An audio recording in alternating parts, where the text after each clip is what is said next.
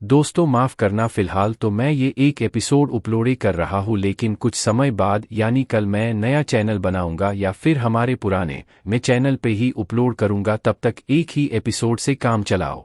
नमस्कार दोस्तों, आप देख रहे हैं मार्शल एफएम, जहां ताकत, साधना और संघर्ष से जन्म लेती हैं असली कहानियां। यहां आपको मिलेंगी मार्शल आर्ट्स, कल्पना और रोमांच से भरी मौलिक कहानी श्रृंखलाएं जो आपको एक नई दुनिया में ले जाएंगी। अगर आप योद्धाओं की गाथाएं, संघर्ष, उत्कर्ष और शक्ति की यात्रा पसंद करते हैं तो मार्शल एफएम आपका अपना चैनल है। तो बने रहिए हमारे साथ, क्योंकि कहानी अभी शुरू हुई है। यद्यपि तुम्हारे लिए यह संभव है कि तुम पंचतत्व दिवेश्वर की शक्ति दूसरों को उधार दे सको, लेकिन वे हमारी शक्ति का 1% से भी कम हिस्सा उपयोग कर पाएंगे। केवल वही व्यक्ति हमारी पूर्ण शक्ति का प्रदर्शन करने में सक्षम होता है जिसने हमें धारण किया हो। जब तक धारक की मृत्यु नहीं हो जाती और पंचतत्व दिवेश्वर किसी नए स्वामी को स्वीकार नहीं कर लेते, तब तक कोई भी हमारी पूरी ताकत का उपयोग नहीं कर सकता। इसके अतिरिक्त, यदि तुम्हारा यह विचार संभव होता, तो क्या इसका अर्थ यह नहीं होता कि कोई ऐसा व्यक्ति जिसने पंचतत्व दिवेश्वर को उनके उच्चतम रूप तक विकसित कर लिया है और वह एक परम शक्तिशाली योद्धा बन गया है, वह अपनी शक्ति किसी दूसरे व्यक्ति को उधार दे सकता है ताकि वह भी उतना ही शक्तिशाली बन सके? इसलिए हमारी पूरी शक्ति किसी अन्य व्यक्ति को देना असंभव है। विश्वशोधन दिव्य जल के ये शब्द सुनकर आकर्ष के मन में घबराहट पैदा हो गई। उसने अत्यंत व्याकुल होकर पूछा कि नीरा, क्या तुम्हारे पास कोई और सुझाव है? नीरा ने बहुत ही गंभीर स्वर में जवाब दिया कि सुझाव तो है, लेकिन वह तुम्हारे लिए बहुत ही खतरनाक साबित होगा। वह क्या है? आकर्ष ने फुर्ती से पूछा और उसकी आंखों में एक नई उम्मीद की चमक दौड़ गई।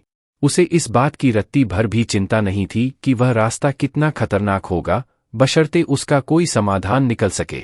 जैसा कि कहा जाता है कि भाग्य हमेशा बहादुरों का साथ देता है। उसने सामान्य लोकमंडल से लेकर इस देवता रिल्म तक पहुंचने के सफर में अनगिनत कठिनाइयों का सामना किया था, इसलिए वह पीछे हटने वालों में से नहीं था। विश्वशोधन दिव्य जल ने बिना किसी घुमाव के सीधे शब्दों में कहा कि इस जेल की तीसरी मंजिल पर कैद कुछ टाइटल सेलेस्टियल एम्परर योद्धाओं को आज़ाद कर दो। सच तो यह है कि यदि संभव हो तो उन सभी को एक साथ रिहा कर दो। यह सुनते ही आकर्ष की आंखें अनजाने में ही फैल गईं। उसने एक फीकी मुस्कान के साथ मन ही मन कहा कि नीरा, क्या यह वाकई व्यावहारिक है? अगर मैं उन्हें आज़ाद कर भी दूं, तो क्या वे सच में यहां से बाहर निकल पाएंगे? और क्या वे मेरी बात सुनेंगे भी? जैसा कि एल्डर दिगंत ने बताया था, यह सहस्र जंजीर पहाड़ी अब वैसी नहीं रही जैसी अतीत में हुआ करती थी। यहाँ की सुरक्षा अभेद्य है। नीरा ने विस्तार से समझाते हुए कहा कि सहस्र जंजीर पहाड़ी के भीतर सबसे खतरनाक संरचनाएं दो ही हैं। एक तो स्वयं इस जेल के भीतर की सुरक्षा प्रणाली और दूसरी वह जो प्रवर्तन विभाग के सामने वाले चौक में लगी है। हालांकि मैं उन दोनों से निपट सकती हूँ। तुम उन कैदियों को यह बात बता सकते हो। आकर्ष की आंखों में चमक आ गई। यदि वह उन टाइटल सेलेस्टियल एम्परर योद्धाओं को यह विश्वास दिला सके कि उसके पास यहाँ की दो सबसे खतरनाक संरचनाओं को निष्क्रिय करने का तरीका है, तो शायद वह उन्हें यहाँ से भागने के लिए राजी कर पाएगा। उसी समय एल्डर दिगंत की भारी आवाज हवा में गूंजी। यहाँ कैद सभी अपराधी टाइटल सेलेस्टियल एम्परर के स्तर के हैं। आज की तारीख में यहाँ कुल 6 ऐसे शक्तिशाली योद्धा कैद हैं। वे आखिरकार जेल की तीसरी मंजिल पर पहुंच गए थे।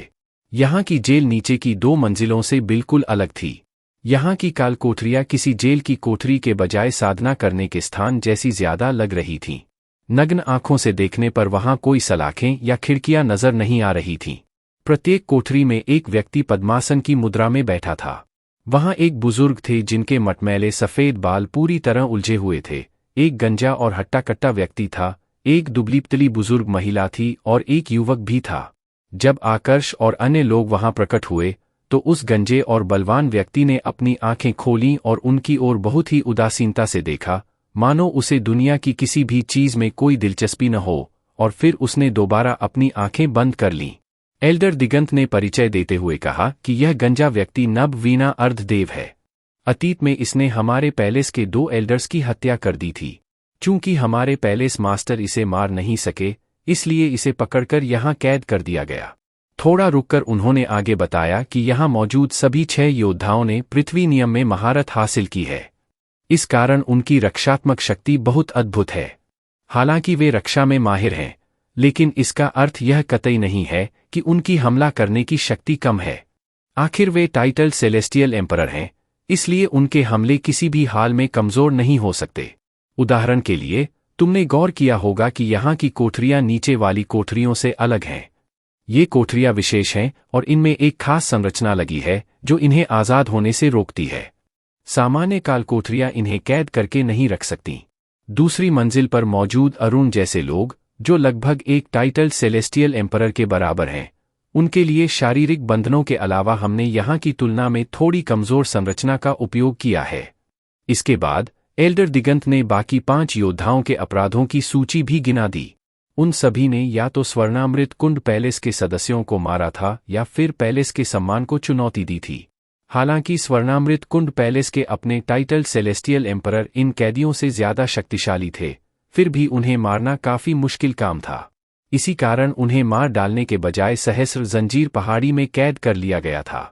एल्डर दिगंत ने एक और महत्वपूर्ण जानकारी दी कि इसके अलावा ये कोठरियां ऐसी हैं कि इनके भीतर आकाश और पृथ्वी की ऊर्जा सोखने की गति अत्यंत धीमी हो जाती है।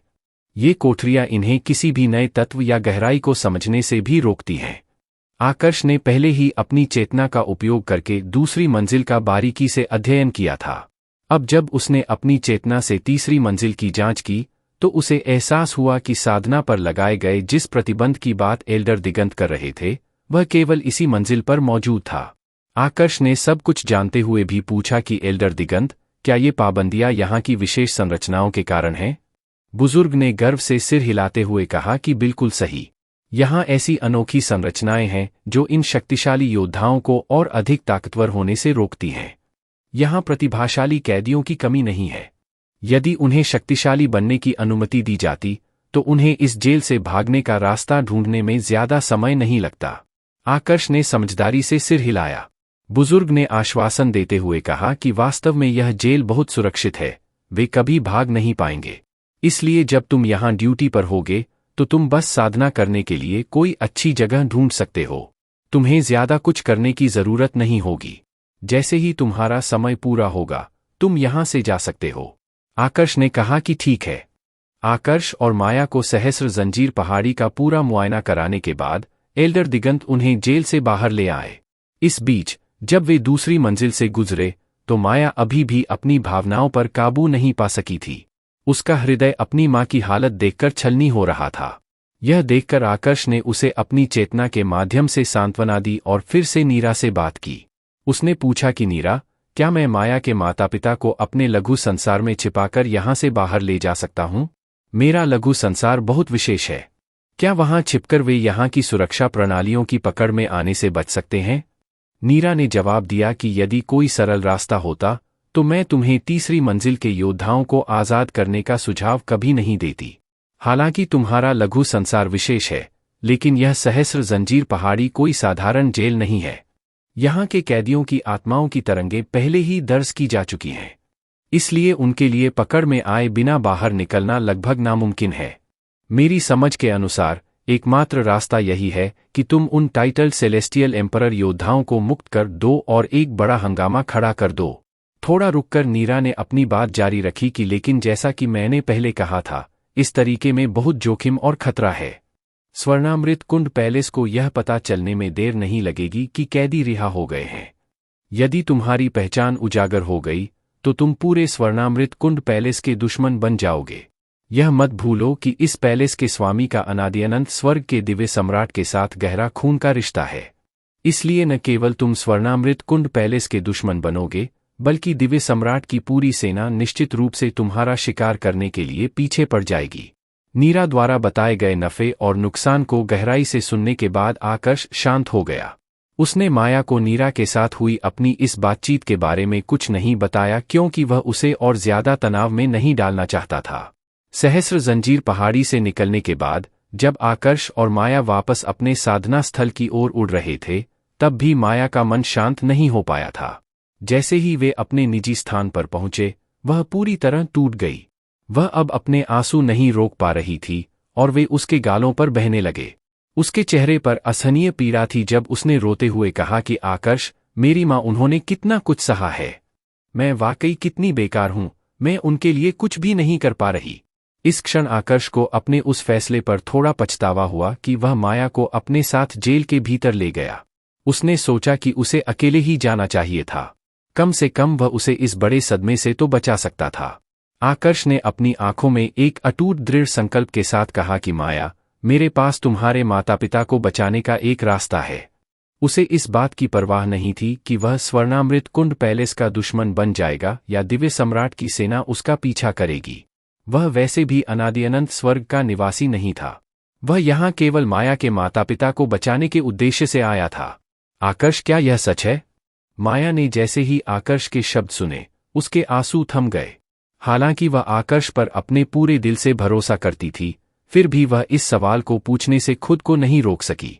आकर्ष ने मुस्कुराते हुए पूछा कि माया, क्या मैंने कभी तुमसे झूठ बोला है? माया ने अपना सिर ना में हिलाया। उसके आंसुओं से भीगे चेहरे पर अब गंभीरता छा गई थी।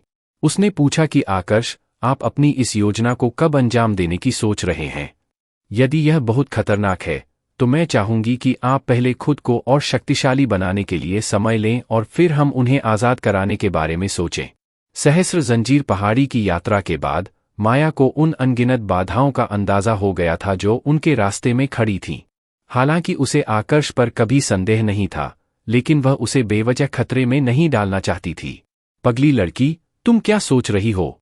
आकर्ष ने प्यार से माया के सिर पर हाथ रखा और मुस्कुराते हुए कहा कि क्या मैंने कभी ऐसा कोई काम किया है जिसमें सफलता की कोई गुंजाइश न हो? तुम बिल्कुल चिंता मत करो। क्या आकर्ष उन 6 खूंखार योद्धाओं को अपनी बात मनवाने में सफल होगा? क्या नीरा की चेतावनी के बावजूद आकर्ष उस अभेद्य सुरक्षा प्रणाली को तोड़ पाएगा? और सबसे बड़ी बात, क्या इस विद्रोह के दौरान माया के माता पिता की जान को कोई नया खतरा पैदा हो जाएगा? आगे जानने के लिए देखते रहिए the amazing martial world season 2 के अगले एपिसोड में। आकर्ष को यह स्वीकार करना पड़ा कि हेमांश अविश्वसनीय रूप से कुशल थे। सहस्र जंजीर पहाड़ी की उनकी यात्रा के कुछ ही दिनों बाद हेमांश ने उन्हें 3 ऐसे दिव्य फल भेजे जो दिव्येश्वर के स्तर की साधना को तेजी से बढ़ा सकते थे। इसके अलावा वे तीनों दिव्य फल काफी दुर्लभ थे और उनका प्रभाव साधारण फलों से कहीं अधिक गहरा था। छोटे कनिष्ठ भाई, अब पूरी लगन के साथ साधना करो। जब हमारी सबसे बड़ी वरिष्ठ बहन वापस आएंगी, तो हम सभी आप पर गर्व करने के लिए आप ही पर निर्भर हैं। हेमांश ने यह कहते हुए अपनी चिरपरिचित मुस्कान बिखेरी। वे इतने उत्साह में थे कि मुस्कुराते समय उनका गोलमटोल चेहरा और भी अधिक भर गया था, जिससे उनकी आंखें लगभग छिप सी गई थीं। आपका बहुत बहुत धन्यवाद, छठे वरिष्ठ भाई। आकर्ष ने हेमांश की इस निस्वार्थ मदद के लिए दिल से आभार व्यक्त किया। हालांकि उनके मन के किसी कोने में एक गहरी टीस उठी और उन्होंने एक लंबी आह भरी। उन्हें पता था कि यदि उन्होंने माया के माता पिता को बचाने के लिए विश्वशोधन दिव्य जल द्वारा बताए गए खतरनाक रास्ते को चुना, तो यह तय था कि एक दिन वे अपने गुरु द्रुमिल और अपने अन्य वरिष्ठों के खिलाफ खड़े होंगे। आकर्ष को स्वर्णामृत कुंड पैलेस के अन्य लोगों की कोई परवाह नहीं थी, लेकिन द्रुमिल और उनके वरिष्ठों के प्रति उनके मन में गहरा सम्मान था। यदि संभव होता तो वे कोई ऐसा रास्ता चुनना पसंद करते जिससे उनके गुरु और भाइयों के साथ उनके संबंध खराब न हो। लेकिन अफसोस, उनके पास अपनी मंगेतर के माता पिता को बचाने के लिए इसके अलावा और कोई विकल्प नहीं बचा था। माया, तुम्हारा आकर्ष तुम्हें कभी निराश नहीं करेगा। आकर्ष ने हेमांश को जाते हुए देख मन ही मन यह संकल्प लिया। उन्होंने तय किया कि अब से ठीक 11 महीने बाद, जब उन्हें फिर से ड्यूटी के लिए बुलाया जाएगा, तब वे अपनी इस साहसी योजना को अंजाम देना शुरू करेंगे। इसके तुरंत बाद आकर्ष ने माया को आवाज दी और कहा कि माया, मेरे साथ आओ। वे दोनों स्वर्णामृत कुंड पैलेस की सीमाओं से बाहर निकल गए और दक्षिण दिशा की ओर बढ़ने लगे। अंत में वे एक विशाल और घने बांस के जंगल के ऊपर जाकर रुके।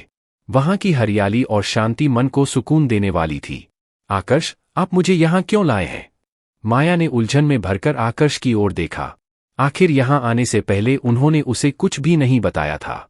आकर्ष ने एक कोमल मुस्कान के साथ कहा कि माया, क्या तुमने कभी मुझसे यह नहीं कहा था कि तुम वह जगह देखना चाहती हो जहां मैं पला बड़ा हूं? हाँ, बिल्कुल। माया ने धीरे से अपना सिर हिलाया। तो फिर तैयार हो जाओ, हम मानव लोकमंडल जा रहे हैं, आकर्ष ने घोषणा की। ठीक है। माया ने सहमति में सिर हिलाया। उसे एहसास हो गया था कि आकर्ष उसे कुछ समय के लिए इस भारी माहौल से बाहर ले जाना चाहते थे ताकि वह थोड़ा तनाव मुक्त महसूस कर सके। अगले ही पल आकर्ष के शरीर से आंतरिक ऊर्जा का एक शक्तिशाली सैलाब उमड़ा और वह सितारों की रोशनी के समान चमकदार बिंदुओं में बदल गया, जो धीरे धीरे नीचे बांस के जंगल पर गिरने लगे। जैसे ही वह प्रकाश की बूंदें जंगल की सतह से टकराईं, एक कोमल ऊर्जा की लहर वहां फैल गई और प्रकाश की एक विशाल किरण ने आकर्ष और माया को अपने घेरे में ले लिया। जब वह तेज रोशनी अंततः गायब हुई, तो वहां उन दोनों का कोई नामोनिशान नहीं था। दरअसल आकर्ष ने इस बांस के जंगल में एक स्थानांतरण तंत्रभिलेख बनाने के लिए हेमांश की मदद ली थी, जो सीधे देवता रिल्म को मानव लोकमंडल से जोड़ता था। उनकी योजना अपने गृहनगर जाने की थी, जिसे संत प्रांत लोक के नाम से जाना जाता था। आकर्ष और माया की आंखों के सामने कुछ पलों के लिए घना अंधेरा छा गया। जब उनकी दृष्टि वापस लौटी, तो उन्होंने खुद को एक विशाल नीले महासागर के ऊपर हवा में तैरते हुए पाया। वहां पहुंचते ही उन्हें वातावरण में आकाश और पृथ्वी की ऊर्जा के अत्यंत कमजोर होने का एहसास हुआ। देवता रिल्म की तुलना में यहाँ की ऊर्जा इतनी कम थी कि उन्हें शुरुआत में काफी असहज महसूस हुआ। उस कम ऊर्जा वाले वातावरण में खुद को ढालने में उन्हें कुछ समय लगा। क्या यह वही सांसारिक कर्म है जिसके बारे में मैंने सुना था? आकर्ष ने मन ही मन सोचा। उन्हें महसूस हुआ कि एक अजीब और अनजान ऊर्जा उनके शरीर में प्रवेश करने की कोशिश कर रही है। सौभाग्य से उनकी साधना इतनी प्रबल थी कि उनके लिए उस ऊर्जा को दूर रखना बहुत आसान था। देवता रिल्म में आरोहण करने के बाद यह पहली बार था कि वे वापस मानव लोकमंडल लौटे थे। माया, उस अजीब ऊर्जा को अपने शरीर के भीतर मत आने देना। आकर्ष ने माया को सचेत करते हुए कहा कि यह मानव लोकमंडल का सांसारिक कर्म है। यदि देवता रिल्म के योद्धा इस ऊर्जा को रोकने में विफल रहते हैं, तो यह भविष्य में उनकी साधना पर बहुत बुरा प्रभाव डालती है। कुछ योद्धा तो ऐसे भी हुए हैं जिनकी साधना में सुधार होना तो दूर, उनका स्तर और भी नीचे गिर गया। ठीक है, माया ने धीरे से सिर हिलाया। आकर्ष की तरह ही उसके लिए भी उस ऊर्जा को अपने भीतर प्रवेश करने से रोकना कोई कठिन काम नहीं था। चलो, अब मैं तुम्हें वह जगह दिखाता हूं जहां मेरा बचपन बीता था। आकर्ष ने माया का हाथ अपने हाथ में लिया और वे अपने गृहनगर, ताज़ा हवा शहर की ओर उड़ चले। वे दोनों पलक झपकते ही वहां पहुंच गए। आकर्ष ने देखा कि वह शहर अब काफी बदल चुका था। हालांकि उन्हें इस विकास से कोई आश्चर्य नहीं हुआ, क्योंकि उन्हें यहां से गए हुए 200 साल से भी अधिक का समय बीत चुका था। यदि इतने वर्षों में भी वह शहर नहीं बदलता, तो यह वाकई में एक अजीब बात होती। माया, यही वह जगह है जहां मैं बड़ा हुआ। आकर्ष ने माया को शहर के बीचों बीच ले जाते हुए पुरानी यादें ताज़ा कीं। उन्होंने एक मोड़ की ओर इशारा करते हुए कहा कि यहाँ एक बूढ़ी अम्मा हुआ करती थीं जो चीनी की परत वाली मिठाइयाँ बेचती थीं। वहाँ एक बुजुर्ग व्यक्ति भी थे जो कैंडी बेचा करते थे। लेकिन अब 200 साल से अधिक बीत जाने के बाद वे सब यहाँ से जा चुके होंगे। अपनी बात पूरी करने के बाद आकर्ष ने एक ठंडी आह भरी। यह केवल उन दुकानदारों की बात नहीं थी, शायद उनके जितने भी पुराने मित्र और साथी इस मानव लोकमंडल में थे, वे अब इस दुनिया में नहीं रहे होंगे। सहस्रकुल की ओर बढ़ते हुए आकर्ष ने देखा कि उनका निवास स्थान अब पहले की तुलना में बहुत बड़ा और भव्य हो गया था। चूंकि आकर्ष और माया ने खुद को अदृश्य रखने की तकनीक का इस्तेमाल किया था, इसलिए वे बिना किसी की नज़रों में आए आसानी से उस परिसर के भीतर दाखिल हो गए। जैसे ही आकर्ष ने हवेली के भीतर कदम रखा, प्रवेश द्वार के पास लगी एक विशाल मूर्ति को देखकर वे दंग रह गए। उसी समय माया ने आश्चर्य से भरकर कहा कि आकर्ष, यह मूर्ति तो बिल्कुल आपकी तरह दिखती है। यह मेरा वही रूप है जैसा मैं पहले दिखता था। एक पल के लिए आकर्ष को समझ ही नहीं आया कि अपनी खुद की इस मूर्ति पर क्या प्रतिक्रिया दें। मूर्ति के बगल में एक पत्थर की पट्टिका लगी थी जिस पर उनका नाम खुदा था और उनकी उपलब्धियों की एक लंबी सूची दर्ज थी। स्वाभाविक रूप से ये उपलब्धियां केवल वही थीं जिनके बारे में सहस्रकुल के लोगों को जानकारी थी। ऐसी बहुत सी महान जीत और कारनामे थे जो उन्होंने कल्पी राज्य के बाहर हासिल किए थे और जिनके बारे में यहाँ के लोग अनजान थे। तभी वहाँ एक किशोर लड़का आया जो अपने साथ लगभग 5-6 साल की एक छोटी बच्ची को ले जा रहा था। उस लड़के ने मूर्ति की ओर इशारा करते हुए बड़े गर्व से कहा कि इसे देखो, यह मूर्ति हमारे सहस्रकुल के एक महान बाहरी शिष्य की है।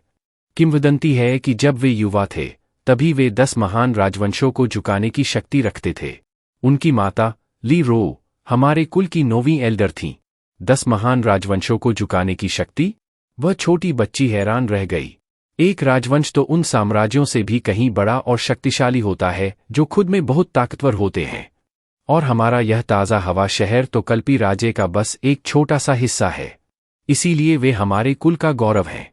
विरगढ़ शहर के सहेश्वर कुल के लोग भी जो हमारे प्रति इतने विनम्र रहते हैं, वह इन्हीं वरिष्ठ के कारण है।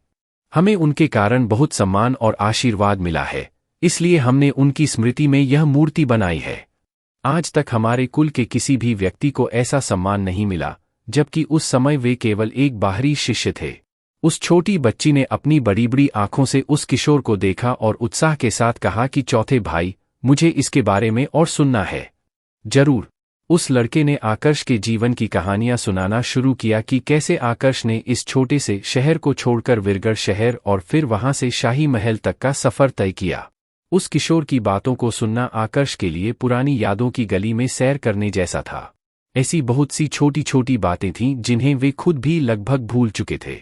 माया ने मुस्कुराते हुए कहा कि आकर्ष, ये बच्चे तो आपको अपना आदर्श मानते हैं।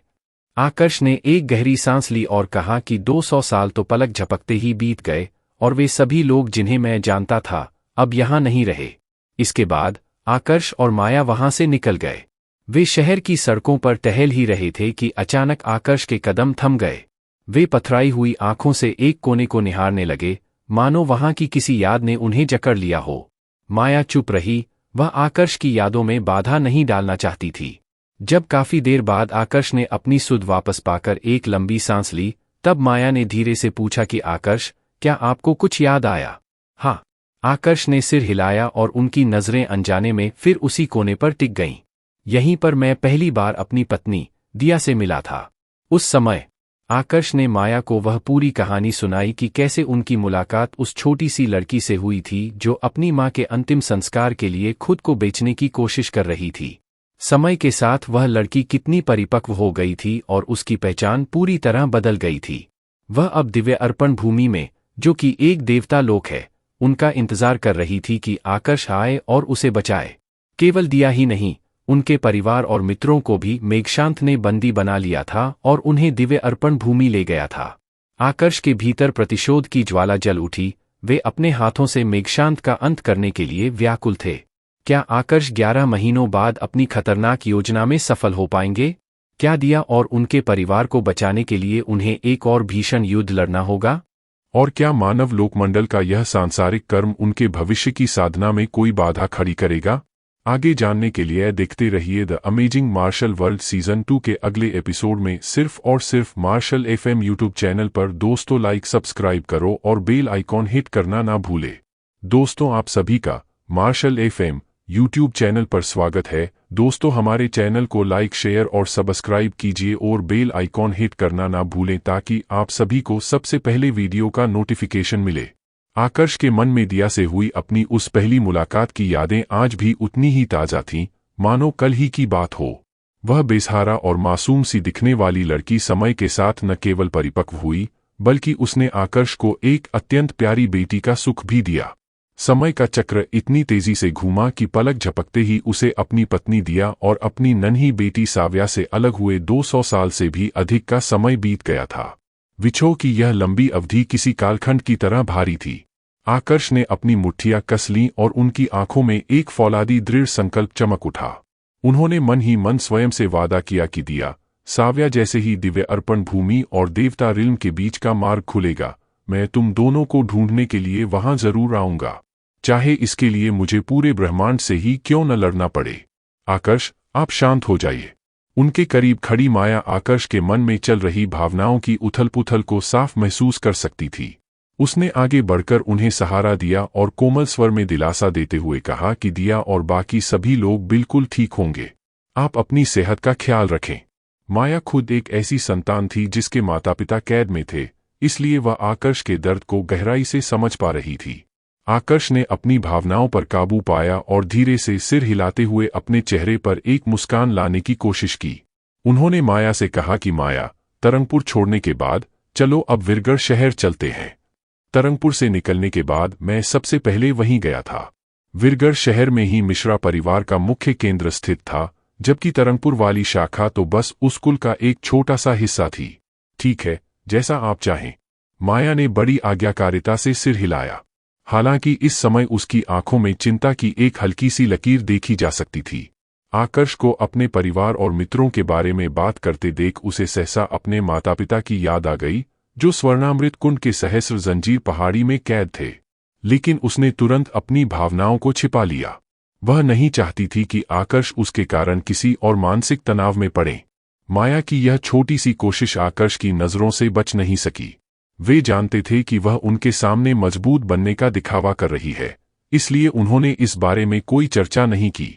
असल में उनके पास उसे और उसके परिवार को बचाने की एक गुप्त योजना पहले से ही तैयार थी। सच तो यह था कि संत प्रांत लोक की यह यात्रा भी उसी बड़ी योजना का एक हिस्सा थी, जिसके माध्यम से वे अपनी जड़ों से जुड़कर मानसिक शक्ति बटोरना चाहते थे। जब आकर्ष और माया विरगढ़ शहर पहुंचे तो आकर्ष यह देखकर दंग रह गए कि यहाँ हुए बदलाव तरंगपुर से भी कहीं अधिक बड़े थे। शहर का आकार न केवल पहले से दोगुना हो गया था, बल्कि अब यहाँ कई विकसित क्षेत्र और भव्य इमारतें खड़ी थीं। शहर के बीचों बीच बने एक विशाल और खुले चौक में पहुंचते ही आकर्ष की नजर अपनी एक और विशाल मूर्ति पर पड़ी। माया ने चहकते हुए कहा कि आकर्ष, ऐसा लगता है कि आपके गृहनगर में लोग आपका बहुत सम्मान करते हैं। हर जगह आपकी कीर्तियों की चर्चा है। आकर्ष ने अपनी मूर्ति को निहारते हुए कहा कि सच कहूं तो मुझे भी इसकी उम्मीद नहीं थी। तरंगपुर की तुलना में विरगढ़ शहर में मेरे कई मित्र थे, लेकिन शायद उनमें से कुछ गिने चुने लोगों को छोड़कर बाकी सभी अब इस संसार में नहीं रहे होंगे। काल की गति वाकई बड़ी निष्ठुर होती है। आकर्ष का हृदय एक बार फिर यादों के बोझ से भारी हो गया। उन्होंने माया की ओर देखा और कहा कि माया, इसी विरगढ़ शहर में मेरी मुलाकात अपनी पत्नी कन्वी से हुई थी। कन्वी और हमारा बेटा सुरवीन भी इस समय दिव्य अर्पण भूमि में ही हैं और वे भी इसी आस में होंगे कि मैं कब उन्हें आजाद कराने पहुंचूंगा। मिश्रा परिवार के मुख्य प्रवेश द्वार के सामने खड़े होकर उनकी स्मृतियां उन्हें उस समय में ले गईं जब उन्होंने पहली बार कन्वी को देखा था। उस समय की हर छोटी बात उनके दिमाग में किसी चलचित्र की तरह घूमने लगी। अपनी कहानी सुनाने के बाद उन्होंने एक लंबी और गहरी सांस ली ताकि अपनी बिखरी हुई भावनाओं को समेट सकें और फिर वहां से आगे बढ़ गए। विरगढ़ शहर छोड़ने के बाद उन्होंने कल्पी राज्य की ओर जाने के बजाय रक्तसेना सिटी की ओर रुख किया।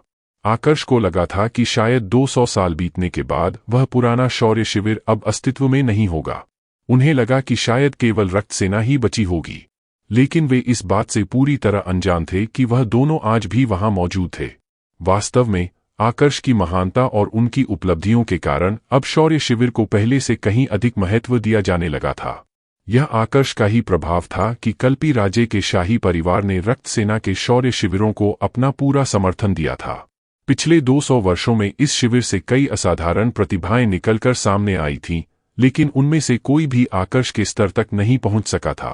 माया, यह रक्तसेना का वही शौर्य शिविर है जहां मेरी पहली मुलाकात कर्ण से हुई थी। आकर्ष ने मुस्कुराते हुए याद किया और कहा कि तुम उसे पहले भी मिल चुकी हो। वह वही कर्ण है जो जेड सम्राट स्वर्ग के नीलज्वाला तलवार संप्रदाय में है। आकर्ष, मुझे अंदाजा नहीं था कि आप उससे इतनी कम उम्र में मिले थे। अब समझ आया कि आप दोनों के बीच इतना गहरा रिश्ता क्यों है, माया ने थोड़े आश्चर्य के साथ कहा। आकर्ष ने आगे बढ़ते हुए कहा कि माया, यह कल्पी राज्य की राजधानी है और वह सामने तक्षशिला विद्यालय है। कर्ण और मैं कभी यहाँ के छात्र हुआ करते थे। अकादमी में बिताए उस समय के दौरान ही मुझे यह एहसास हुआ था कि कर्ण जैसा सच्चा मित्र मिलना सौभाग्य की बात है। आकर्ष ने माया को वह घटना भी सुनाई जब कर्ण ने अपने कुल के दबाव में आकर आकर्ष को नुकसान पहुंचाने के बजाय खुद अकादमी छोड़ने का फैसला किया था। इसी त्याग और वफादारी ने उनकी दोस्ती की नींव को पत्थर की तरह मजबूत बना दिया था। तक्षशिला विद्यालय से निकलने के बाद आकर्ष माया को साथ लेकर अपने कुल की ओर बढ़े। 200 साल बाद भी आकर्ष का परिवार और मिश्रा परिवार दोनों ही वहां मौजूद थे और वे पहले से कहीं अधिक शक्तिशाली प्रतीत हो रहे थे। इतिहास गवाह है कि कई पुराने कुल समय के साथ मिट गए थे और उनकी जगह नए कुलों ने ले ली थी, लेकिन आकर्ष की विरासत ने उनके अपनों को बचाए रखा था। यह मेरा परिवार है और मेरे पिता भानुदेव इसी कुल से ताल्लुक रखते हैं। इसके बाद वे दोनों कल्पी राज्य को पीछे छोड़कर हरितांबर मेंशन की ओर निकल पड़े। उनकी पहली मंजिल वह संप्रदाय था जहां आकर्ष ने अपनी साधना की शुरुआत की थी और वह था स्वर्गखड्ग परीक्षण मंडप। इस स्थान से आकर्ष की अनगिनत यादें जुड़ी थीं। देखते ही देखते आकर्ष और माया को संत प्रांत लोक में घूमते हुए 1 महीना बीत गया। इस दौरान आकर्ष अक्सर अपनी पुरानी यादों में खो जाते और माया को अपने जीवन के हर छोटे बड़े अनुभव के बारे में बताते। तभी आकर्ष ने अचानक रुककर माया की ओर बहुत ही गंभीरता से देखा और पूछा कि माया, क्या तुम जानती हो कि मैं तुम्हें यहाँ क्यों लाया हूँ? माया ने नासमझी में अपना सिर हिला दिया। माया, हालांकि मैंने अपनी भावनाओं को दबाने की बहुत कोशिश की, लेकिन इसका उल्टा ही असर हुआ। कभी कभी आप भावनाओं को जितना ज्यादा दबाने की कोशिश करते हैं, वे उतनी ही प्रबल होकर उभरती हैं।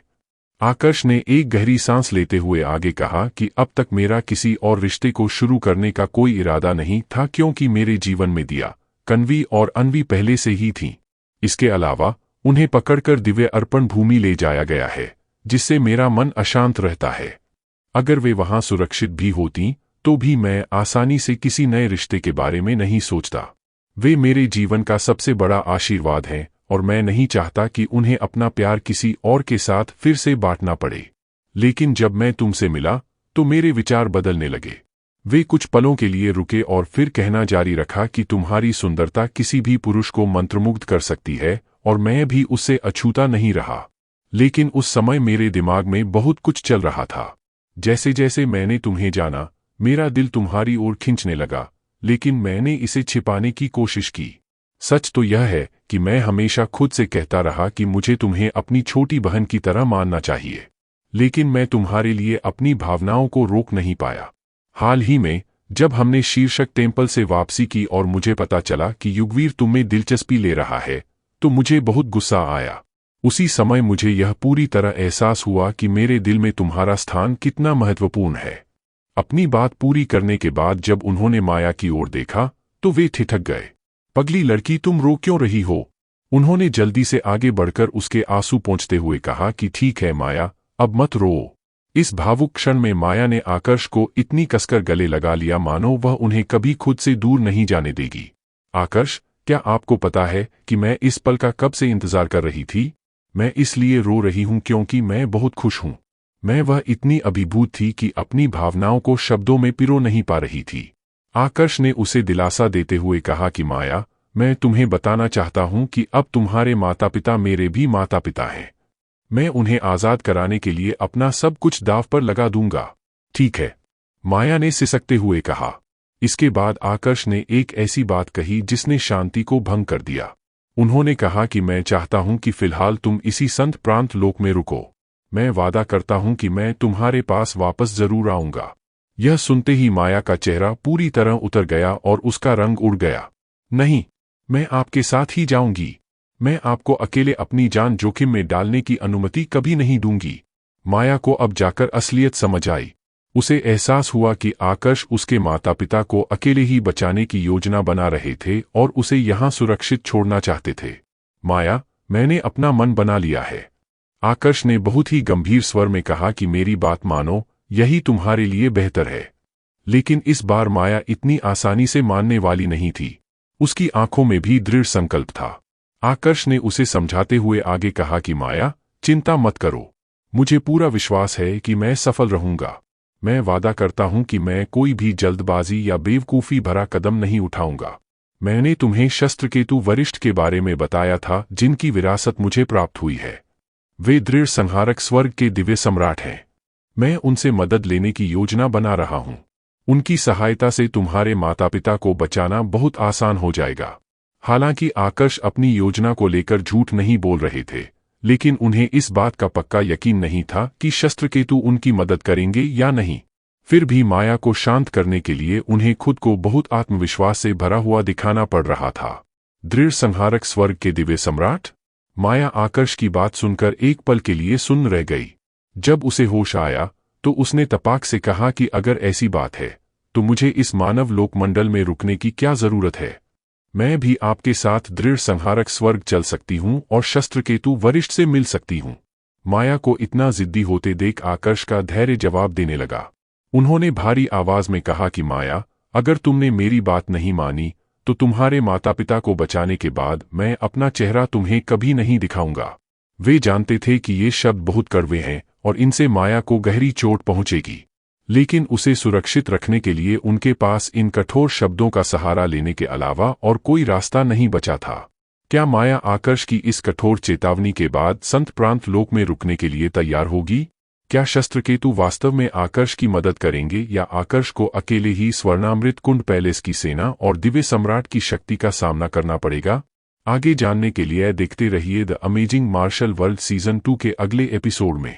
आकर्ष के मन में एक ही प्रार्थना बार बार उठ रही थी कि काश सब कुछ योजना के अनुसार ठीक से हो जाए। माया को सुरक्षित रूप से उस सांत्वनापूर्ण संत प्रांत लोक में छोड़ने के बाद आकर्ष तुरंत अनंत विस्तार क्षेत्र के स्वर्णामृत कुंड पैलेस वापस नहीं लौटे। उनके सामने एक बहुत बड़ी चुनौती थी जिसके लिए उन्हें अधिक प्रभाव और शक्ति की आवश्यकता थी। उन्होंने एक स्थानांतरण तंत्र विलेख खोजा और सीधे दृढ़ संहारक स्वर्ग के लिए प्रस्थान किया। यदि अधिक सटीक रूप से कहा जाए तो वे दृढ़ संहारक स्वर्ग के उस मुख्य क्षेत्र में पहुंचे जो इस पूरे लोक का हृदय माना जाता है। यही वह स्थान था जहां दिव्य सम्राट का भव्य महल स्थित था। यहां आने का उनका एकमात्र उद्देश्य दृढ़ संहारक स्वर्ग के दिव्य सम्राट शस्त्रकेतु को खोजना था। आकर्ष के कदम जैसे जैसे उस विशाल क्षेत्र की ओर बढ़ रहे थे, उनके मन में संशयों का एक बवंडर उमड़ रहा था। उन्होंने सोचा कि हालांकि मैंने मानव लोकमंडल में वरिष्ठ शस्त्रकेतु की विरासत प्राप्त की थी, लेकिन अब वे एक महान दिव्य सम्राट हैं। मुझे पूरा विश्वास है कि अब उनके पास कई योग्य शिष्य होंगे। शायद उनके लिए मैं बस एक साधारण व्यक्ति हूं जिसने संयोगवश उनकी प्राचीन विरासत को पा लिया। इसके अलावा मेरी ही वजह से उन्हें दुश्मनों द्वारा खदेड़ा गया और असुरा हॉल जैसे भयानक स्थान पर शरण लेने के लिए मजबूर होना पड़ा था। मुझे नहीं पता कि क्या वे इस बात के लिए मुझे दोषी मानते होंगे। जब आकर्ष दृढ़ संहारक स्वर्ग के उस मुख्य क्षेत्र में पहुंचे तो उनका हृदय भारी था। यदि माया के माता पिता को बचाने का काम इतना खतरनाक न होता तो वे कभी शस्त्रकेतु को खोजने का साहस नहीं करते। वे किसी भी कीमत पर अपनी किस्मत आजमाना चाहते थे। आखिर अगर शस्त्रकेतु उनकी विनती मान लेते तो वे केवल अपने कुछ शब्दों मात्र से माया के माता पिता को स्वर्णामृत कुंड पैलेस की कैद से मुक्त करा सकते थे। शस्त्रकेतु की वर्तमान शक्ति और प्रतिष्ठा ऐसी थी कि अनंत विस्तार क्षेत्र के दिव्य सम्राट को भी उनके सामने सम्मान प्रकट करना पड़ता था। तो फिर स्वर्णामृत कुंड पैलेस के मैंशन मास्टर की बिसात ही क्या थी, जो केवल एक साधारण स्वर्ग श्रेणी का योद्धा बल था। आकर्ष ने अपने भीतर एक गहरी सांस ली और खुद को समझाया कि माया के लिए मुझे अपना स्वाभिमान और संकोच एक तरफ रखकर वरिष्ठ शस्त्रकेतु को खोजना ही होगा। अगर मामला इतना गंभीर न होता तो वे शस्त्रकेतु से मदद मांगने में बहुत शर्मिंदगी महसूस करते। इसके बाद आकर्ष ने दिव्य सम्राट के महल का रास्ता पूछना शुरू किया। वह स्थान इतना प्रसिद्ध था कि निश्चित रूप से वहां ऐसे लोग मिल जाते जिन्हें महल की सटीक दिशा का ज्ञान होता। जब आकर्ष किसी से रास्ता पूछने के लिए रुकने ही वाले थे, तभी अचानक उनके दिमाग में एक विचार आया। वे खुद पर हैरान थे कि वे उस व्यक्ति को कैसे भूल सकते थे। उस पल आकर्ष को नीलकेतु की याद आई, जो स्वर्ग खड्गगिरी पर्वत पर माया के भाई के कनिष्ठ गुरु भाई थे। इससे पहले जब वे अलग हुए थे तो उन्होंने एक दूसरे के साथ आत्मा मोती साझा किए थे। इसलिए नीलकेतु से संपर्क करना उनके लिए बिल्कुल भी कठिन नहीं था। जब नीलकेतु को पहली बार आकर्ष का संदेश मिला तो वह काफी आश्चर्यचकित रह गया। उसने तुरंत अपना सारा काम रोक दिया और 3 दिनों के भीतर आकर्ष से मिलने के लिए तैयार हो गया। जब नीलकेतु ने आकर्ष को देखा तो उसने बड़े उत्साह के साथ उनका स्वागत किया और कहा कि आकर्ष, मुझे उम्मीद नहीं थी कि तुम इतनी जल्दी दृढ़ संहारक स्वर्ग आओगे। आखिर यहां तुम्हारा आना कैसे हुआ? नीलकेतु आकर्ष को देखकर वास्तव में बहुत खुश था। वह स्वर्णामृत कुंड पैलेस के इस अद्भुत शिष्य का सच्चा प्रशंसक था। इसके अलावा एक हद तक वह शीर्षक टेम्पल में केवल आकर्ष की वजह से ही जीवित बच पाया था। आकर्ष ने बातों को घुमाने के बजाय सीधे मुद्दे पर आते हुए कहा कि मैं दृढ़ संहारक स्वर्ग के दिव्य सम्राट के महल में जाना चाहता हूं। क्या तुम्हें पता है कि वह कहाँ स्थित है? हालांकि नीलकेतु थोड़ा उलझन में था, फिर भी उसने सिर हिलाया और कहा कि हाँ, मुझे पता है। लेकिन तुम दिव्य सम्राट के महल में क्यों जाना चाहते हो? तुम्हें यह पता होना चाहिए कि हर कोई बस यूं ही महल के भीतर प्रवेश नहीं कर सकता। आकर्ष ने पूरी ईमानदारी से उत्तर दिया कि मैं दृढ़ संहारक स्वर्ग के दिव्य सम्राट को खोज रहा हूं। नीलकेतु पूरी तरह स्तब्ध रह गया। उसने अविश्वास से पूछा कि तुम दृढ़ संहारक स्वर्ग के दिव्य सम्राट को ढूंढ रहे हो? आखिर तुम्हें प्रभु शस्त्रकेतु से क्या काम हो सकता है? जब वह अपनी हैरानी से बाहर आया तो उसने अपना सिर हिलाते हुए कहा कि आकर्ष, हमारे दिव्य सम्राट से मिलना तुम्हारे लिए इतना आसान नहीं होगा। आखिर तुम उनसे क्यों मिलना चाहते हो? आकर्ष ने उत्तर दिया कि मैं 2 लोगों को बचाने के लिए उनकी मदद मांगना चाहता हूं। तुम उनमें से एक को जानते हो। वे तुम्हारे सबसे बड़े गुरु भाई अरुण हैं। नीलकेतु के मुंह से अचानक निकला कि सबसे बड़े गुरु भाई? जब नीलकेतु ने सुना कि आकर्ष 2 लोगों को बचाने के लिए शस्त्रकेतु की मदद लेना चाहते हैं, तो उसे लगा कि आकर्ष बहुत ही मासूमियत भरी बातें कर रहे हैं। दृढ़ संहारक स्वर्ग के दिव्य सम्राट स्वर्णामृत कुंड पैलेस के एक शिष्य के मामलों में भला क्यों रुचि लेंगे? आकर्ष चाहे कितने भी प्रतिभाशाली क्यों न हो, इस तरह का व्यवहार केवल तिरस्कार ही आमंत्रित करेगा। आखिर दुनिया की नजरों में तो यही दिखेगा कि उन्होंने दृढ़ संहारक स्वर्ग के लिए स्वर्णामृत कुंड पैलेस को छोड़ दिया है। दूसरों की राय में अगर आकर्ष स्वर्णामृत कुंड पैलेस को धोखा दे सकते हैं, तो वे भविष्य में दृढ़ संहारक स्वर्ग के साथ भी ऐसा कर सकते हैं।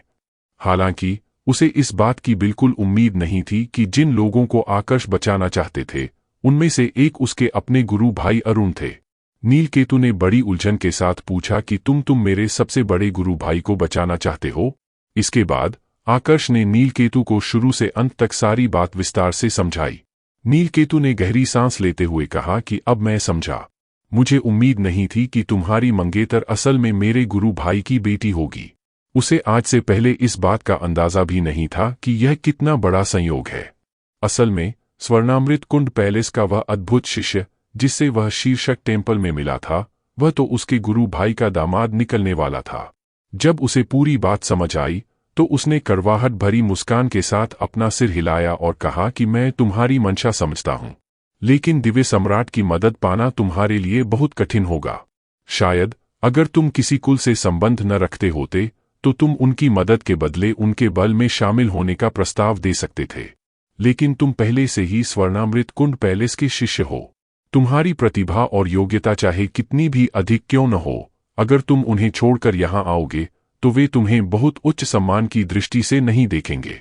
आकर्ष ने अपना सिर हिलाते हुए कहा कि तुम्हें लगता है कि मैं स्वर्णामृत कुंड पैलेस छोड़कर दृढ़ संहारक स्वर्ग के दिव्य सम्राट के बल में शामिल होने की योजना बना रहा हूं। उन्हें उम्मीद नहीं थी कि नीलकेतु इस निष्कर्ष पर पहुंचेगा। नीलकेतु ने पूछा कि क्या ऐसा नहीं है? इस तरीके के अलावा और कोई रास्ता नहीं है जिससे तुम दृढ़ संहारक स्वर्ग के दिव्य सम्राट से मदद प्राप्त कर सको? आकर्ष ने दृढ़ता से कहा कि बिल्कुल नहीं। हालांकि मैं केवल माया के माता पिता को बचाने के लिए स्वर्णामृत कुंड पैलेस में शामिल हुआ था, लेकिन वहां उपमेंशन मास्टर द्रुमिल जैसे वरिष्ठों से मुझे बहुत स्नेह और देखभाल मिली है।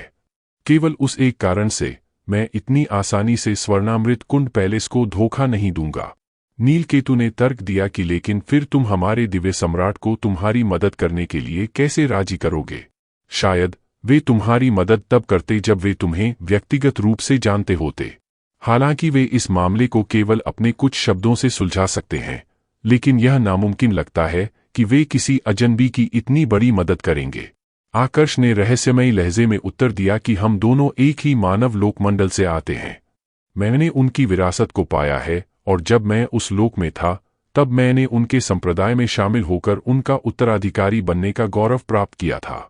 नीलकेतु ने सिर हिलाया और कुछ देर सोचने के बाद कहा कि आकर्ष, मुझे अभी भी लगता है कि इस पर बहुत ज्यादा उम्मीदें न लगाना ही बेहतर है। आखिर अगर दिव्य सम्राट अपने उत्तराधिकारियों को इतना महत्व देते, तो वे खुद उन्हें अपने साथ इस लोक में लेकर आते। क्या उन्होंने कभी तुमसे संपर्क किया? आकर्ष ने ना में अपना सिर हिला दिया। नीलकेतु ने दुख के साथ कहा कि इस आधार पर यह संभव है कि उन्हें तुम्हारे अस्तित्व के बारे में पता भी न हो, या यह भी हो सकता है कि उन्हें यह जानकारी ही न हो कि तुमने उनकी विरासत को प्राप्त कर लिया है। आकर्ष की आंखों में एक अजीब सी चमक थी जब उन्होंने कहा कि मुझे नहीं पता क्यों, लेकिन मुझे महसूस होता है कि मेरे पास एक मौका है। क्या तुमने नहीं कहा था कि उन्हें मेघ सन्यासी के नाम से जाना जाता है? हमारे मानव लोकमंडल में मैं मलय जलमेघ कुल का उत्तराधिकारी था। नीलकेतु ने ठंडी सांस भरते हुए कहा कि हो सकता है उन्होंने वह उपनाम केवल पुरानी यादों की वजह से रख लिया हो। नीलकेतु को पूरा यकीन था कि आकर्ष के सफल होने की संभावना बहुत कम है। फिर भी आकर्ष की आंखों में दृढ़ संकल्प की लौ कम नहीं हुई।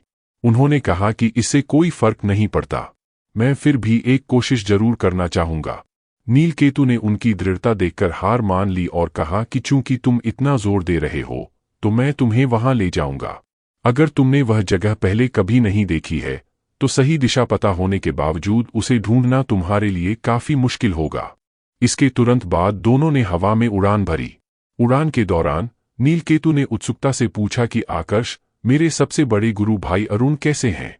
तुमने बताया था कि तुमने उन्हें सहस्र जंजीर पहाड़ी में देखा था। आकर्ष ने जवाब दिया कि वे ठीक हैं। उनकी शक्ति में भी काफी सुधार हुआ है। वर्तमान में उनकी ताकत लगभग एक टाइटल सेलेस्टियल एम्परर के बराबर पहुंच चुकी है। यह सुनते ही नीलकेतु की आंखें खुशी से चमक उठीं। उसने उत्साह में कहा कि जब मेरे गुरु को गुरु भाई अरुण की इस उपलब्धि के बारे में पता चलेगा तो उन्हें बहुत गर्व होगा। लेकिन यह बड़े दुख की बात है कि स्वर्णामृत कुंड पैलेस ने उन्हें कैद कर रखा है। हमें यह भी नहीं पता कि वे उन्हें आजाद कब करेंगे।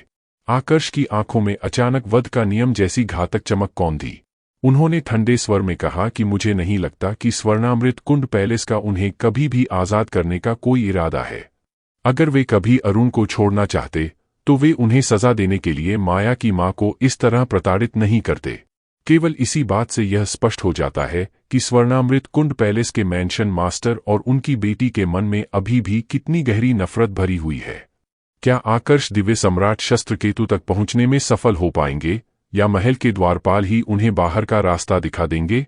अगर शस्त्रकेतु ने उन्हें पहचानने से इनकार कर दिया तो आकर्ष के पास माया के माता पिता को बचाने के लिए क्या कोई दूसरी योजना है? आगे जानने के लिए देखते रहिए the amazing martial world season 2 के अगले एपिसोड में सिर्फ और सिर्फ मार्शल एफएम यूट्यूब चैनल पर। दोस्तों लाइक सब्सक्राइब करो और बेल आइकॉन हिट करना ना भूले। दोस्तों आप सभी का मार्शल एफएम यूट्यूब चैनल पर स्वागत है। दोस्तों हमारे चैनल को लाइक शेयर और सब्सक्राइब कीजिए और बेल आइकॉन हिट करना ना भूलें ताकि आप सभी को सबसे पहले वीडियो का नोटिफिकेशन मिले। दृढ़ संहारक स्वर्ग का वह दिव्य सम्राट महल बादलों के बीच एक बंजर और निर्जन भूमि के बहुत ऊपर आकाश में स्थित था। इसकी स्थिति इतनी गुप्त और सुरक्षित थी कि जिस किसी ने पहले कभी इस महल को न देखा हो उसके लिए इसे खोज पाना लगभग असंभव कार्य था। लेकिन नीलकेतु दृढ़ संहारक स्वर्ग के एक शक्तिशाली स्वर्ग श्रेणी का योद्धा बल यानी स्वर्ग खड्गगिरी पर्वत का शिष्य था। हालांकि उसे कभी महल के भीतर जाने का अवसर नहीं मिला था, लेकिन उसने दूर से इसकी भव्यता को कई बार निहारा था। जैसे जैसे आकर्ष और नीलकेतु दृढ़ संहारक स्वर्ग के उस दिव्य सम्राट महल के करीब पहुंच रहे थे, नीलकेतु के भीतर का उत्साह बढ़ता ही जा रहा था। उसने बड़े जोश के साथ कहा कि आकर्ष, मेरे जैसे बहुत से लोग हैं जो इस दिव्य सम्राट महल के दर्शन करने यहाँ आते हैं, भले ही हमें इसके भीतर प्रवेश करने की अनुमति न हो। हमारे लिए यह किसी पवित्र तीर्थयात्रा से कम नहीं है। दृढ़ संहारक स्वर्ग के अधिकांश तलवारबाज अपने दिव्य सम्राट के प्रति अटूट श्रद्धा और सम्मान रखते थे। उनके लिए दिव्य सम्राट का निवास स्थान केवल एक महल नहीं बल्कि भक्ति का केंद्र बन चुका था। आकर्ष ने सहमति में अपना सिर हिलाया। जब वे अनंत विस्तार क्षेत्र के स्वर्णामृत कुंड पैलेस में थे तब उन्होंने शस्त्रकेतु के बारे में काफी कुछ पढ़ा था। वे जानते थे कि शस्त्रकेतु न केवल दृढ़ संहारक स्वर्ग के दिव्य सम्राट थे बल्कि वे इस पूरे लोक के तलवारबाजों के आदर्श भी थे। आमतौर पर अधिकांश दिव्य सम्राटों को इस स्तर का सम्मान या पूजा नहीं मिलती थी। प्रायः केवल उन्हीं को इस तरह की श्रद्धा प्राप्त होती थी जो देवता बन चुके हों। यह बहुत दुर्लभ था कि किसी दिव्य सम्राट को उनके अपने देवता रिल्म की आधी आबादी इस कदर पूजती हो। शायद गिने चुने दिव्य सम्राट ही ऐसे थे जिन्हें जनता का ऐसा निस्वार्थ प्रेम और आदर प्राप्त था। जब वे महल के प्रवेश द्वार के बिल्कुल पास पहुंचने वाले थे तो नीलकेतु ने आकर्ष को सचेत करते हुए कहा कि आकर्ष, वहां पहुंचने से पहले मैं तुम्हें एक बात याद दिलाना चाहता हूं कि शायद तुम महल के मुख्य द्वारों को भी पार न कर पाओ। हो सकता है कि अधिक से अधिक तुम किसी के जरिए केवल एक संदेश भेजने में सफल हो सको। हालांकि तुम्हारा हमारे प्रभु दिव्य सम्राट के साथ एक गहरा संबंध है, लेकिन वह संबंध तुम्हारे मानव लोकमंडल के समय का है। एक महान दिव्य सम्राट के लिए मानव लोकमंडल में पीछे छोड़ी गई विरासत का शायद कोई बड़ा महत्व न हो। इसके अलावा अब इतना लंबा समय बीत चुका है, यह संभव है कि वे पुरानी बातों को अब उतना महत्व न देते हों। हालांकि नीलकेतु को रास्ते में आकर्ष और शस्त्रकेतु के बीच के संबंध के बारे में सब पता चल गया था, लेकिन फिर भी वह आकर्ष के दिव्य सम्राट से मिल पाने की संभावना को लेकर बहुत आशान्वित नहीं था। फिर भी आकर्ष का इरादा पक्का था और वे हर हाल में एक कोशिश करना चाहते थे। आकर्ष ने मुस्कुराते हुए कहा कि तुम चिंता मत करो, मैं समझता हूं। उन्होंने नीलकेतु की अच्छी नीयत को सराहा, भले ही उनके मन में आशंकाओं के बादल मंडरा रहे थे। स्वाभाविक रूप से वे आशा कर रहे थे कि शस्त्रकेतु उनकी मदद करेंगे, लेकिन वे इस बात के लिए भी तैयार थे कि शायद उन्हें महल के द्वार से ही वापस लौटा दिया जाए। यदि वे शस्त्रकेतु की सहायता पाने में विफल रहे तो उन्हें माया के माता पिता को बचाने के लिए केवल अपनी खुद की शक्ति पर निर्भर रहना होगा। कुछ समय बाद नीलकेतु की आवाज आकर्ष के कानों में गूंजी कि देखो, वही दिव्य सम्राट महल है। आकर्ष जैसे ही अपनी सोच से बाहर आए, उन्होंने नीलकेतु के इशारे की दिशा में देखा। वहां हवा में तैरता हुआ एक विशाल द्वीप था जिसका आकार एक उल्टी लटकी हुई तलवार जैसा था। उसके चारों ओर कई छोटे छोटे द्वीप इस तरह तैर रहे थे जैसे चंद्रमा के चारों ओर असंख्य सितारे हों। नीलकेतु ने बड़ी श्रद्धा के साथ उस ओर देखते हुए कहा कि कहा जाता है कि मुख्य द्वीप के चारों ओर स्थित उन छोटे द्वीपों में से एक प्रभु दिव्य सम्राट का निजी साधना स्थल है। हालांकि नीलकेतु यहां पहले भी आ चुका था, लेकिन इस दृश्य की भव्यता उसे हर बार विस्मित कर देती थी। आकर्ष ने उस तलवार के आकार वाले मुख्य द्वीप से आती हुई तलवार की ऊर्जा की एक हल्की सी गूंज महसूस की। उनके मन में विचार आया कि यह आभा तो बहुत परिचित लग रही है। कुछ ही क्षणों में उन्हें एहसास हुआ कि यह उन्हें इतनी जानी पहचानी क्यों लग रही थी। यह वही तलवार की ऊर्जा थी जो उस सर्वोच्च हृदय तलवार के समान थी जिसे वरिष्ठ शस्त्रकेतु ने मानव लोकमंडल में पीछे छोड़ा था। हालांकि यहाँ की ऊर्जा स्वाभाविक रूप से कहीं अधिक तीक्ष्ण और शक्तिशाली थी। आकर्ष की आंखों में एक नई उम्मीद और उत्सुकता चमकने लगी। नीलकेतु ने आकर्ष को पुकारा कि चलो, मुख्य द्वार की ओर चलते हैं। इसके बाद दोनों दृढ़ संहारक स्वर्ग के उस भव्य दिव्य सम्राट महल के प्रवेश द्वार की ओर बढ़ गए। वास्तव में नीलकेतु के लिए भी यह पहला मौका था जब वह महल के इतने करीब पहुंचा था। अतीत में वह हमेशा दूर खड़े होकर ही इसे देखता था। जैसे ही आकर्ष और नीलकेतु ने महल की सीमा के भीतर प्रवेश किया, अचानक एक आकृति बिजली की गति से उनके सामने आई और उनका रास्ता रोक दिया। जल्द ही कुछ और लोग भी वहां पहुंच गए। उनका रास्ता रोकने वाले व्यक्ति ने भारी स्वर में कहा कि यह दिव्य सम्राट महल है। यहां केवल अधिकृत व्यक्तियों को ही प्रवेश की अनुमति है। वह व्यक्ति एक दिव्य रक्षक था और उसकी आभा अत्यंत प्रभावशाली थी। यह कोई आश्चर्य की बात नहीं थी क्योंकि वहां तैनात सभी दिव्य रक्षक असल में अर्धदेव स्तर के योद्धा थे। आकर्ष यह देखकर काफी हैरान रह गए कि यहाँ तो सामान्य रक्षक भी अर्धदेव हैं। यात्रा के दौरान नीलकेतु ने उन्हें बताया था कि दिव्य सम्राट का यह बल किसी साधारण संप्रदाय जैसा नहीं है जहां हजारों शिष्य होते हैं। यहाँ केवल विभिन्न टाइटल सेलेस्टियल एम्परर, उनके शिष्य और ये खास दिव्य रक्षक ही रहते हैं। इनमें से अधिकांश दिव्य रक्षकों ने खुद को दिव्य सम्राट की सेवा के लिए स्वेच्छा से समर्पित किया था। निश्चित रूप से किसी को भी यहाँ तभी स्वीकार किया जाता है जब वह कड़ी परीक्षा में सफल हो। एक बार स्वीकार किए जाने के बाद उन्हें कम से कम 1000 वर्षों तक अपनी सेवाएं देनी होती थीं। कई ऐसे योद्धा जिनका बाहर शिकार किया जा रहा होता था, वे सुरक्षा की तलाश में यहाँ दिव्य रक्षक बनने के लिए तैयार हो जाते थे। हालांकि दिव्य सम्राट और अन्य शक्तिशाली योद्धाओं के संरक्षण के बदले में उन्हें एक समझौते पर हस्ताक्षर करने पड़ते थे जो उन्हें 10,000 वर्षों तक इस पद से बांधे रखते थे। दुनिया का यही दस्तूर रहा है कि यहाँ कुछ भी मुफ्त में नहीं मिलता। कुछ पाने के लिए इंसान को कुछ खोना भी पड़ता है। नीलकेतु ने बड़ी विनम्रता के साथ कहा कि वरिष्ठ, हम यहाँ प्रभु दिव्य सम्राट से मिलने आए हैं। हालांकि ये दिव्य रक्षक अभी अर्धदेव नहीं बने थे, लेकिन वे साधारण योद्धाओं से कहीं अधिक शक्तिशाली थे। आखिर दिव्य सम्राट के रक्षक साधारण कैसे हो सकते थे? वे रक्षक नीलकेतु की बात सुनकर थोड़े चकित हुए। उन्होंने ऊपर से नीचे तक आकर्ष और नीलकेतु का निरीक्षण किया और फिर उनमें से एक ने आगे बढ़कर कहा कि तुम दोनों मेरे पीछे आओ। इतना सुनते ही बाकी रक्षक अपने अपने स्थान पर लौट गए। वह रक्षक आकर्ष और नीलकेतु को लेकर आगे बढ़ा। रास्ते भर वह बिल्कुल मौन रहा और उन्हें सीधे महल के मुख्य द्वार तक ले गया। वहां पहुंचकर उसने वहां खड़े 4 अन्य दिव्य रक्षकों से कहा कि ये लोग दिव्य सम्राट से मिलने का दावा कर रहे हैं। अब ये तुम्हारी जिम्मेदारी है।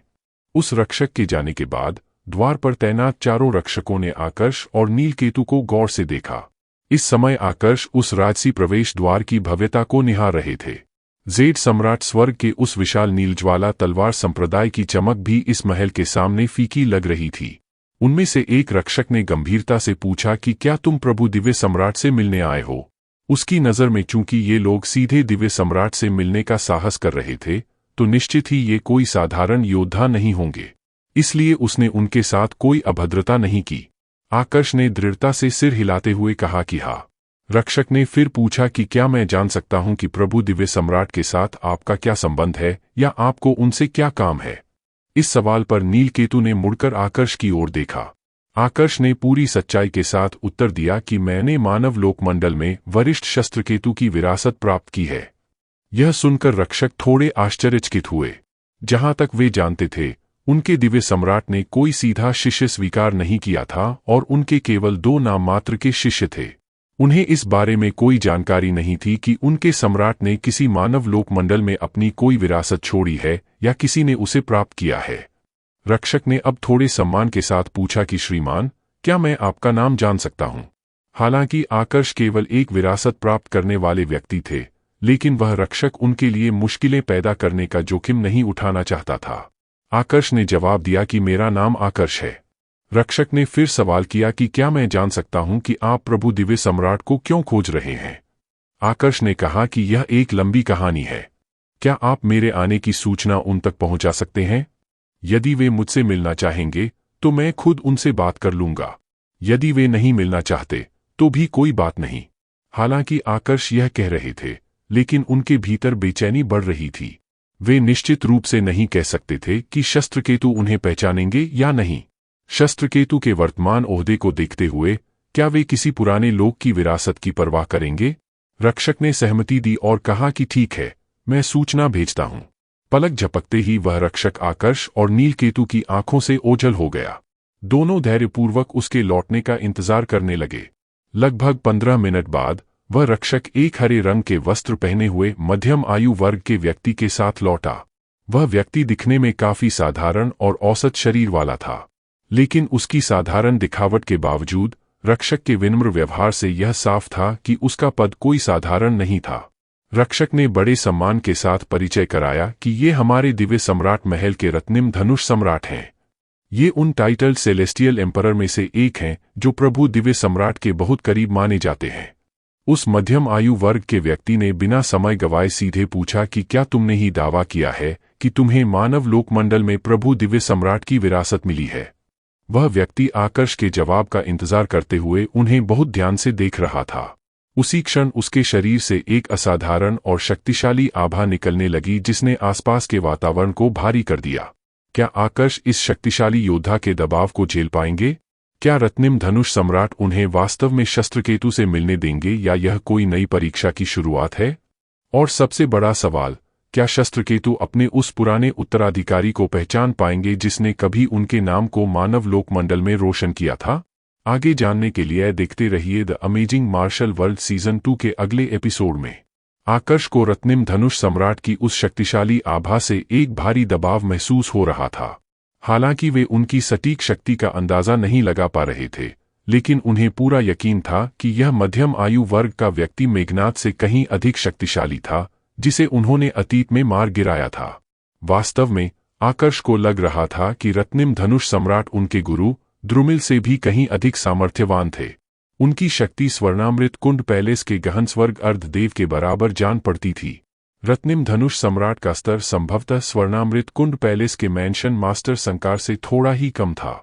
उस मध्यम आयु वर्ग के व्यक्ति ने आकर्ष की ओर देखते हुए शांत स्वर में कहा कि मेरा नाम रुक्तेश है और मैं रत्निम धनुष सम्राट हूं। मैं प्रभु दिव्य सम्राट का एक अधीनस्थ हूं। इस समय प्रभु दिव्य सम्राट यहां महल में नहीं है, वे कुछ विशेष कार्यों को पूरा करने के लिए बाहर गए हुए हैं। तुम यहां किस उद्देश्य से आए हो? क्या यह कोई बहुत जरूरी काम है? यह सुनकर आकर्ष थोड़े हताश हो गए कि वे यहां नहीं हैं। एक पल के सन्नाटे के बाद उन्होंने अपने आने का असली मकसद बताते हुए कहा कि मैं यहां वरिष्ठ शस्त्रकेतु से एक बहुत बड़ी मदद मांगने आया हूं। रत्निम धनुष सम्राट ने अपनी भौहें चढ़ाईं और आकर्ष को बड़े गहरे अर्थों के साथ देखते हुए कहा कि मैं तुम्हारा संदेश प्रभु दिव्य सम्राट तक पहुंचा दूंगा, लेकिन उससे पहले मुझे तुम्हारी पहचान की पुष्टि करनी होगी। तुमने दावा किया है कि तुम्हें मानव लोकमंडल में प्रभु दिव्य सम्राट की विरासत मिली है, तो मुझे लगता है कि तुम्हें यह साबित करने में कोई कठिनाई नहीं होनी चाहिए। आकर्ष ने बिना किसी हिचकिचाहट के जवाब दिया कि जी, बिल्कुल। उन्होंने अपने मन की एकाग्रता को केंद्रित किया और उस सर्वोच्च हृदय तलवार का आह्वान किया जिसका उपयोग उन्होंने काफी समय से नहीं किया था। पलक झपकते ही उस हृदय तलवार की घातक और डरावनी तलवार की ऊर्जा पूरे वातावरण में फैल गई। आसपास की हवा जैसे जम सी गई और वहां मौजूद हर व्यक्ति को उस तीव्र धार का एहसास हुआ। रत्निम धनुष सम्राट की आंखों में एक चमक कौंधी और उन्होंने उत्साह से कहा कि सर्वोच्च हृदय तलवार। हालांकि आकर्ष की यह तकनीक शस्त्रकेतु की मूल शक्ति के सामने अभी बहुत छोटी थी, लेकिन इसमें कोई संदेह नहीं था कि यह वही महान विरासत थी। इस पुष्टि के बाद उन्होंने सिर हिलाया और नरम स्वर में कहा कि ऐसा लगता है कि तुम वास्तव में मानव लोकमंडल में प्रभु दिव्य सम्राट की विरासत के उत्तराधिकारी हो। अब मुझे बताओ, तुम्हारे आने का असली उद्देश्य क्या है? आकर्ष के सच की पुष्टि होने के बाद रत्निम धनुष सम्राट का व्यवहार उनके प्रति काफी बदल गया और वे अधिक विनम्र हो गए। चूंकि वे शस्त्रकेतु के स्वभाव को अच्छी तरह जानते थे, उन्हें पता था कि शस्त्रकेतु अपने इस उत्तराधिकारी के साथ विशेष व्यवहार करेंगे, भले ही उसे केवल मानव लोकमंडल में ही विरासत मिली हो। इसके अलावा अब तक शस्त्रकेतु ने किसी को भी औपचारिक रूप से अपना सीधा शिष्य स्वीकार नहीं किया था। चूंकि शस्त्रकेतु वहां मौजूद नहीं थे, इसलिए आकर्ष ने सारी स्थिति रत्निम धनुष सम्राट को विस्तार से बता दी। उन्होंने बताया कि कैसे वे शस्त्रकेतु के करीब थे और क्यों उन्हें इस समय उनकी सहायता की सबसे अधिक आवश्यकता थी। रत्निम धनुष सम्राट ने सब कुछ बड़े ध्यान से सुना और अंत में कहा कि स्वर्णामृत कुंड पैलेस से 2 लोगों को छुड़ाना है। हालांकि स्वर्णामृत कुंड पैलेस के मैंशन मास्टर का अनादि अनंत स्वर्ग के दिव्य सम्राट के साथ संबंध है, लेकिन फिर भी अनादि अनंत स्वर्ग के सम्राट को हमारे प्रभु दिव्य सम्राट का सम्मान करना ही पड़ेगा। थोड़ी देर के मौन के बाद रत्निम धनुष सम्राट ने बताया कि मैंने प्रभु दिव्य सम्राट को संदेश भेज दिया है, कृपया कुछ समय प्रतीक्षा करें। लेकिन 1 घंटा बीत जाने के बाद भी शस्त्रकेतु की ओर से कोई जवाब नहीं आया। अंत में रत्निम धनुष सम्राट को अपने बड़े भाई मलेश को संदेश भेजना पड़ा। मलेश, जिन्हें अविनाशी दिव्य सम्राट के रूप में भी जाना जाता था, शस्त्रकेतु के सबसे शक्तिशाली अधीनस्थों में से एक थे। वे सभी देवता रिल्म में एक शीर्ष श्रेणी के टाइटल सेलेस्टियल एम्परर थे और उनकी शक्ति किसी भी स्वर्ग श्रेणी के योद्धा बल के प्रमुखों से कम नहीं थी। रत्निम धनुष सम्राट ने अपने भाई को संदेश इसलिए भेजा क्योंकि मलेश शस्त्रकेतु के साथ ही गए थे, लेकिन विडंबना यह थी कि मलेश की ओर से भी कोई उत्तर नहीं मिला। रत्निम धनुष सम्राट ने चिंता जताते हुए कहा कि प्रभु दिव्य सम्राट और मेरे बड़े भाई ने संदेश का कोई उत्तर नहीं दिया है। ऐसा लगता है कि वे या तो बहुत व्यस्त हैं या फिर किसी ऐसी जगह पर हैं जहां संदेश प्राप्त करना संभव नहीं है। उन्होंने आकर्ष की ओर देखते हुए एक प्रस्ताव दिया कि आकर्ष, प्रभु दिव्य सम्राट और मेरे भाई का कोई पता नहीं चल पा रहा है। शायद वे किसी गहरे मिशन पर हैं। क्यों न ऐसा किया जाए कि मैं स्वयं तुम्हारे साथ स्वर्णामृत कुंड पैलेस चलूं? शस्त्रकेतु की अनुपस्थिति की खबर सुनकर आकर्ष काफी निराश हो गए थे, लेकिन रत्निम धनुष सम्राट की इस बात ने उनके चेहरे पर फिर से रौनक ला दी। उन्होंने झिझकते हुए पूछा कि वरिष्ठ, क्या आप वास्तव में गंभीर हैं? रत्निम धनुष सम्राट ने हल्की मुस्कान के साथ कहा कि मैं, रत्निम धनुष सम्राट, अपनी जुबान का पक्का हूं।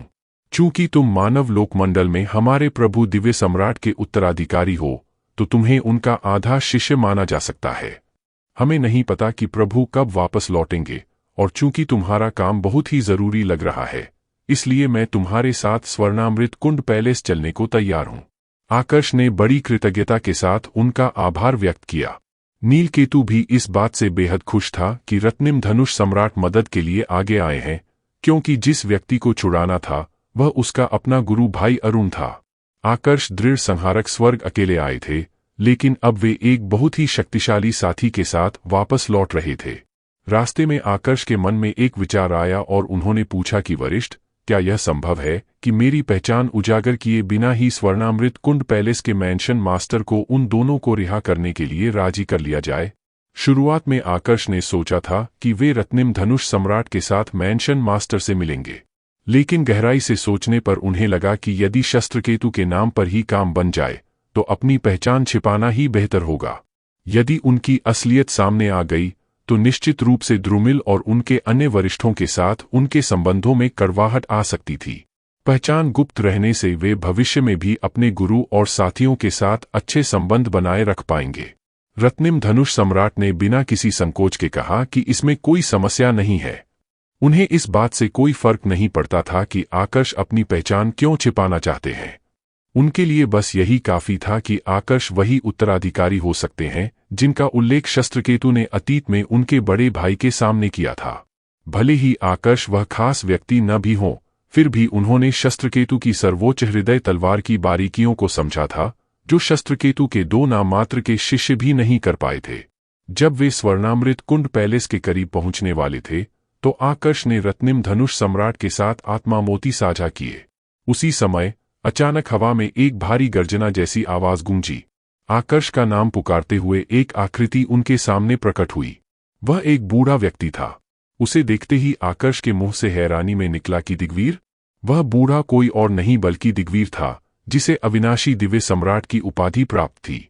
वह उन 2 टाइटल सेलेस्टियल एम्परर में से एक था जिन्हें आकर्ष की हत्या के लिए सुपारी दी गई थी। उसके भाई मेघनाथ को आकर्ष ने उनके हत्या के प्रयास के दौरान मार डाला था। आकर्ष ने यहां दिग्वीर से मिलने की बिल्कुल भी उम्मीद नहीं की थी।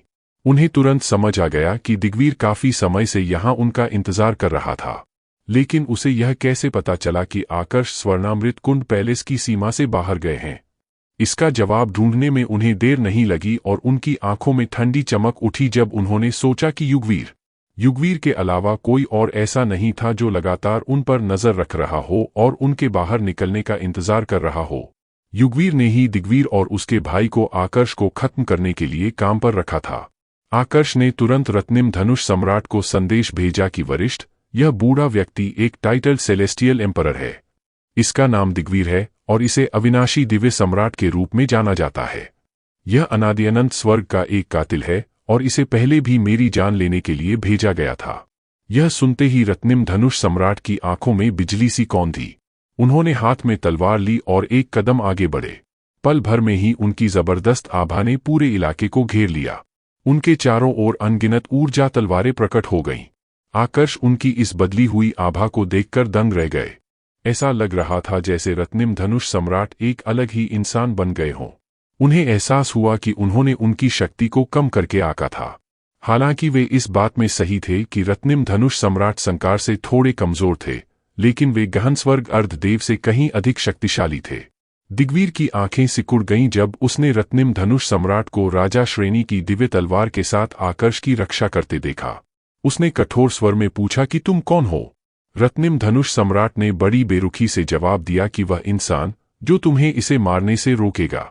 दिग्वीर का चेहरा गुस्से से लाल हो गया और उसने ठंडे लहजे में कहा कि मेरी सलाह मानो और इस मामले से दूर रहो। इस आकर्ष ने मेरे भाई की हत्या की है और आज मैं अपने भाई का बदला लेने के लिए इसका अंत करके ही दम लूंगा। रत्निम धनुष सम्राट ने चुनौती देते हुए कहा कि देखते हैं तुम ऐसा कर पाते हो या नहीं। जैसे ही उन्होंने अपनी बात खत्म की, उनके शरीर से नीले रंग की ऊर्जा निकलने लगी। यह स्पष्ट था कि उन्होंने जल तत्व नियम में महारत हासिल कर ली थी। जब उनकी ऊर्जा तलवारों को जल तत्व की शक्ति मिली, तो वे सूरज की रोशनी में फिरोजी रंग की तरह चमकने लगीं। देखते ही देखते वे चमकती हुई धनुष के आकार वाली ऊर्जा तलवारें बड़ी तेजी से बाहर निकलीं। आकर्ष को अब जाकर रत्निम धनुष सम्राट के नाम का असली अर्थ समझ आया। जब उन्होंने पहली बार यह नाम सुना था, तो उन्हें लगा था कि यह किसी खास पल के लिए रखा गया होगा। लेकिन इस समय जिस तरह से उनकी ऊर्जा धनुष के समान घातक प्रहार कर रही थी, वह नाम उन पर पूरी तरह सटीक बैठ रहा था। क्या रत्निम धनुष सम्राट इस शक्तिशाली हत्यारे दिग्वीर को धूल चटा पाएंगे? क्या आकर्ष अपने दुश्मन से बदला लेने का यह सुनहरा मौका भुना पाएंगे, या दिग्वीर के पास कोई ऐसा छिपा हुआ वार है जो पासा पलट सकता है? स्वर्णामृत कुंड पैलेस की दहलीज पर छिड़े इस महायुद्ध का अंजाम क्या होगा? आगे जानने के लिए देखते रहिए the amazing martial world season 2 के अगले एपिसोड में सिर्फ और सिर्फ मार्शल एफएम यूट्यूब चैनल पर। दोस्तों, लाइक सब्सक्राइब करो और बेल आइकॉन हिट करना ना भूले।